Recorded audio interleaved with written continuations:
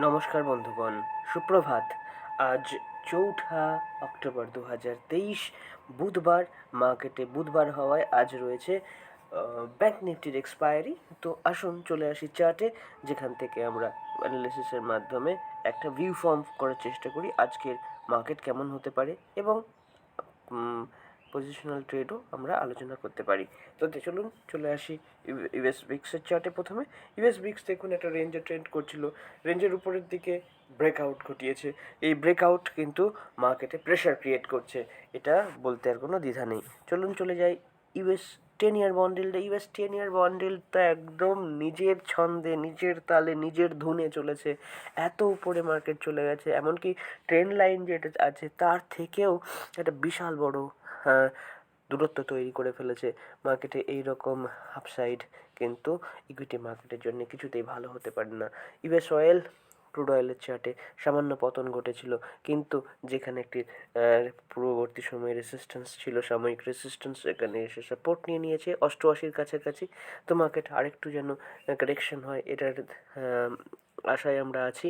Market যেন অন্তত 84-এর দিকে টেস্ট করে। যদি মার্কেট একটু কারেক্ট করে তাহলে ইকুইটি মার্কেটের জন্য অবশ্যই ভালো সংকেত হয় সেটি। গোল্ডের চার্টে আমরা পতন দেখতে পাচ্ছি।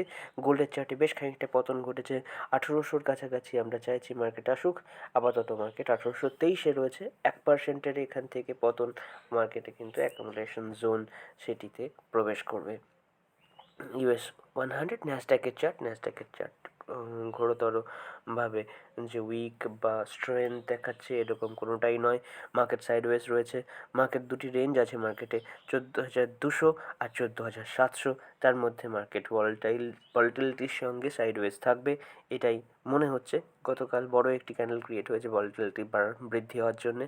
এরপরে আজকের ক্যান্ডেল যদি এরকম কাছাকাছিতে সাপোর্ট নিয়ে নেয়, তারপরে তো খুবই ভালো ব্যাপার হয় 14,500-র কাছাকাছি।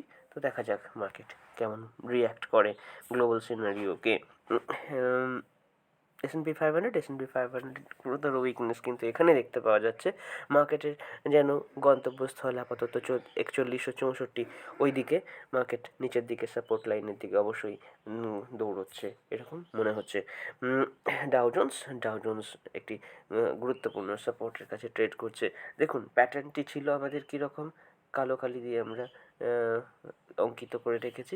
প্যাটার্নটি ছিল হচ্ছে হেড অ্যান্ড শোল্ডার প্যাটার্ন। তো হেড অ্যান্ড শোল্ডার প্যাটার্নের যদি নেকলাইনের ব্রেকডাউন দেয়, তাহলে কিন্তু মার্কেট সর্বোচ্চ যে কারেকশন দেখাতে পারে সেটি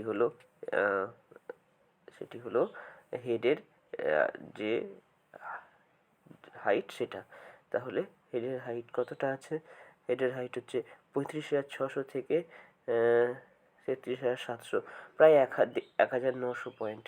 অর্থাৎ এখান থেকে যদি সত্যি সত্যি আরও উইকনেস দেখাতেই থাকে, তাহলে প্রায় 31,000-এর কাছাকাছি, 31,000 না, 32,000-এর কাছাকাছি আমাদের টার্গেট হয়ে যায়। তো আমরা চাই না যে 32,000 পর্যন্ত কারেকশন আসুক। আপাতত 33,000 ট্রেড করছে, আরও 1,000 পয়েন্ট নিচে দেখবেন 32,000-এর কাছে একটি গুরুত্বপূর্ণ সাপোর্ট রয়েছে।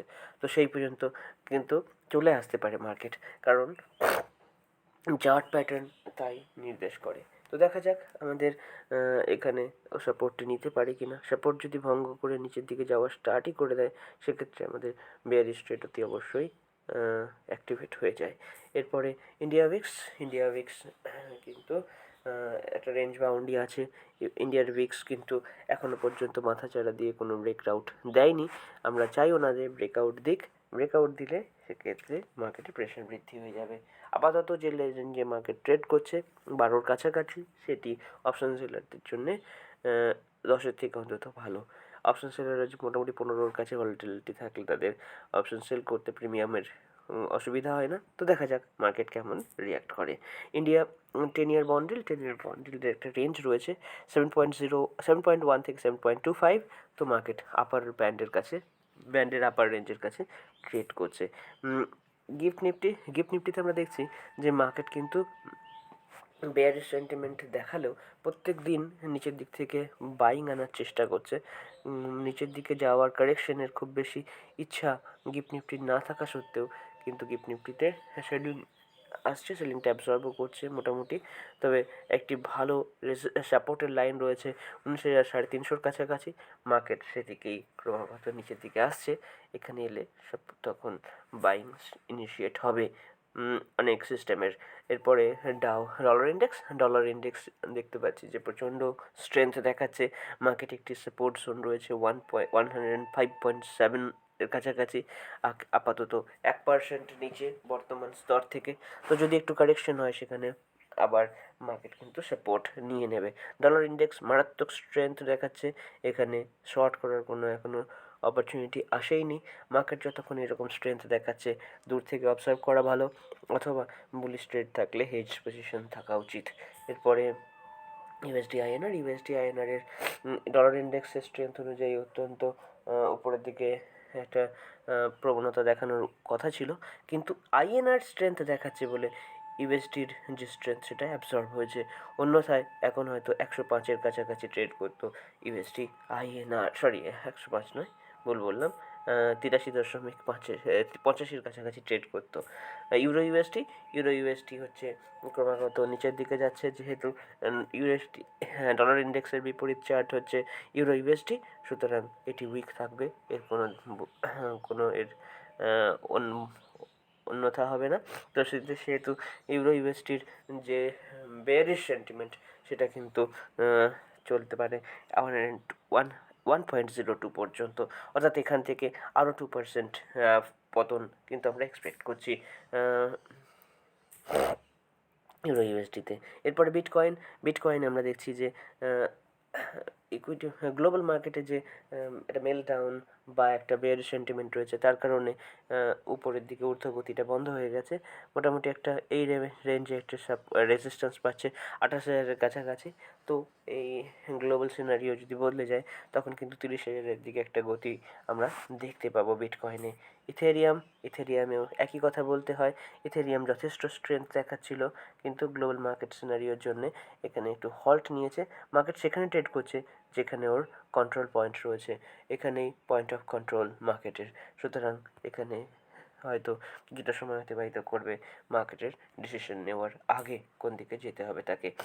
ব্যাঙ্ক নিফটিতে আমরা দেখছি একটা রেঞ্জে প্রবেশ করেছে মার্কেট, এবং এটাই স্বাভাবিক, কারণ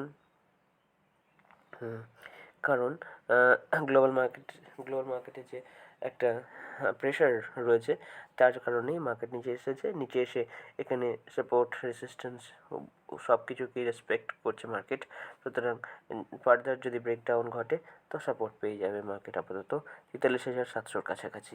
মার্কেটে আপাতত আমরা সামান্য বেয়ারিশ সেন্টিমেন্ট থাকার জন্যে কল ক্রেডিট স্প্রেড আমরা ইউটিলাইজ করতে পারি। আজকে ব্যাঙ্ক নিফটির এক্সপায়ারিও রয়েছে।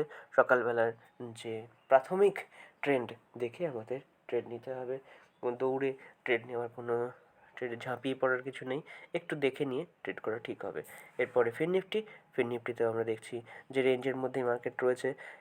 19,600, 19,500 থেকে 20,000, এই হচ্ছে 450 পয়েন্টের রেঞ্জ। মার্কেট সেটাই রেসপেক্ট করে চলেছে এখনো পর্যন্ত। নিফটিতে আমরা একই রকম দেখতে পাচ্ছি। নিফটি সামান্য বেয়ারিশ সেন্টিমেন্ট দেখালেও তেমন কিন্তু প্রবলভাবে বেয়ারিশ নয়। নিচে 19,200-র কাছাকাছি সুন্দর একটি সাপোর্ট রয়েছে। উপরের দিকে 19,800, 850, সেখানেও রেজিস্ট্যান্স রয়েছে। Market range bound. সেন্সেক্সও একই রকম নিচের দিকে যাওয়ার চেষ্টা করছে মার্কেট, কারণ গ্লোবাল সিনারিও তাই ইন্ডিকেট করছে। 64,800 এর কাছাকাছি রয়েছে মার্কেটে, খুব গুরুত্বপূর্ণ একটি সাপোর্ট। সেদিকেই মার্কেট ধাবিত হচ্ছে বলে সেই রকমভাবে আমরা কল ক্রেডিট স্প্রেড আমরা এখনও ডিপ্লয় করতে পারি। মার্কেটের ইন্টারডে চার্ট নিয়ে পুনরায় ফিরে আসবো। দেখা হচ্ছে পরবর্তী ভিডিওতে। এখনকার মতন বিদায়। ভালো থাকবেন সকলে। যদি আমাদের কাজ ভালো লাগে চ্যানেলটিকে সাবস্ক্রাইব এবং ভিডিওটিকে লাইক করে দেবেন দয়া করে। ধন্যবাদ।